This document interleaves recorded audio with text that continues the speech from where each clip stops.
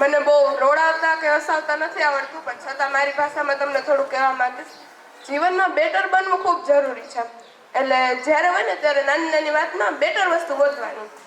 એમાં એનિમી જે 4 લેટરનો શબ્દ છે, જે 7 લેટરનો શબ્દ છે, પણ એમાં ફ્રેન્ડને તમારે પસંદ કરવાનું કે બેટર છે એમાં.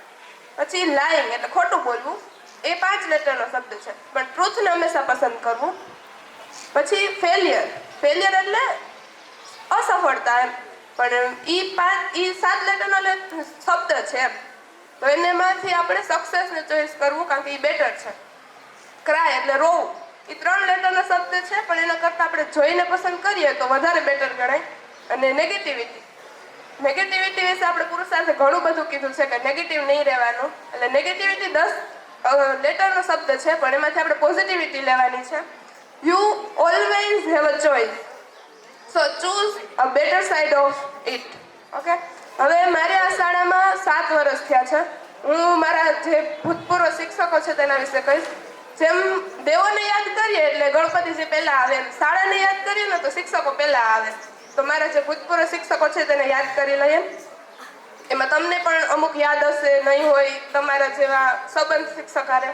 ભાવેશ સર ચાવડા, કિંજલબેન, દીપ્તિબેન, રવિનાબેન, રાજા સર, જયદીપ સર, કિરણબેન, ભગીરથ સર, વર્ષાબેન, હંસાબેન, Parth sir, Meenakshi madam, Mansi madam, Gautam sir, કાજલબેન, કોમલબેન, Jagdish sir, Heera sir, Lakshmi madam, Raju sir, મૃદિતાબેન, Milan sir, Hardik sir, Nilesh sir, Ravi sir.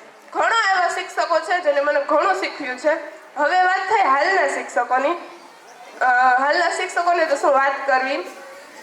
ભારતની ભદ્રવર્ગીય સંસ્કૃતિ જે આખી સંસ્કૃતમાં છે, અને એને સમજવા માટે સંસ્કૃત જરૂરી છે.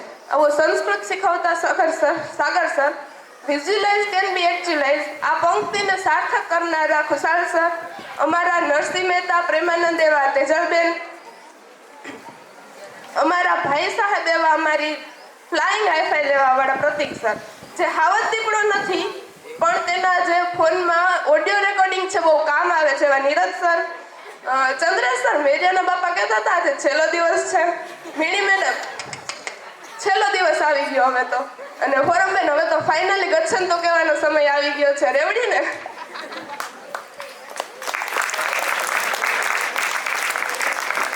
ખૂબ ખૂબ આભાર.